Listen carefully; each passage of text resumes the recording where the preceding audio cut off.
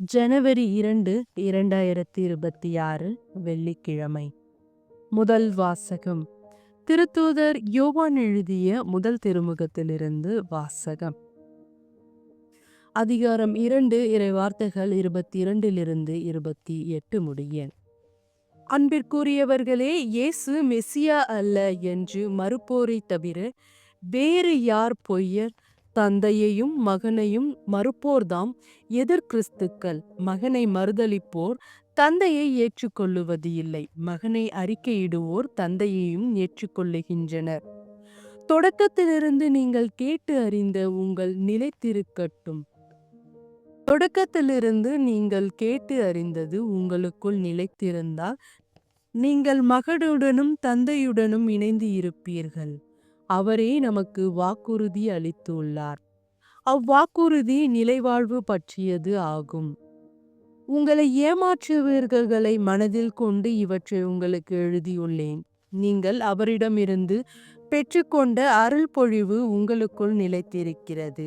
அதனால் உங்களுக்கு எவரும் கற்பிக்க வேண்டிய தேவையில்லை. மாறாக நீங்கள் அவரிடமிருந்து பெற்றுக்கொண்ட அருள் பொழிவால் அனைத்தையும் கற்றுக்கொள்ளுகின்றீர்கள். அவ்வருள் பொழிவு உண்மையானது, பொய்யானது அல்ல. நீங்கள் கற்றுக்கொண்டதற்கு ஏற்ப அவரோடு இணைந்து வாழுங்கள். ஆகவே பிள்ளைகளே, அவர் தோன்றும் பொழுது நாம் உறுதியான நம்பிக்கை கொண்டிருக்கவும் அவருடைய வருகையின் பொழுது வெட்கி விலகாதிருக்கவும் அவரோடு இணைந்து வாழுங்கள். ஆண்டவரின் அருள்வாக்கு. இறைவா, உமக்கு நன்றி. நற்செய்தி வாசகம். யோவான் எழுதிய தூய நற்செய்தியிலிருந்து வாசகம். அதிகாரம் 1, இறைவார்த்தைகள் 19 28 முடிய. அக்காலத்தில் எருசலேமுள்ள யூதர்கள் குருக்களையும் லேவியர்களையும் யோவானிடம் அனுப்பி, நீர் யார் என்று கேட்டபொழுது அவர், நான் மெசியா அல்ல என்று அறிவித்தார்.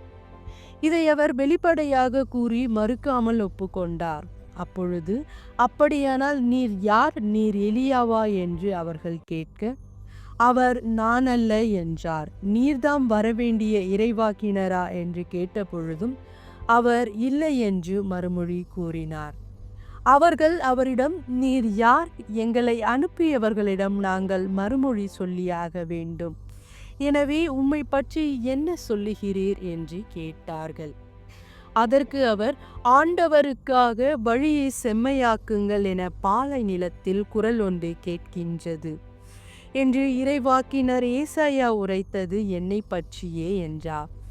பரிசேயரால் அனுப்பப்பட்ட அவர்கள் அவரிடம், நீர் மெசியாவோ எலியாவோ வரவேண்டிய இறைவாக்கினரே அல்லவென்றால் ஏன் திருமுழுக்கு கொடுக்கிறீர்கள் என்று கேட்டார்கள்.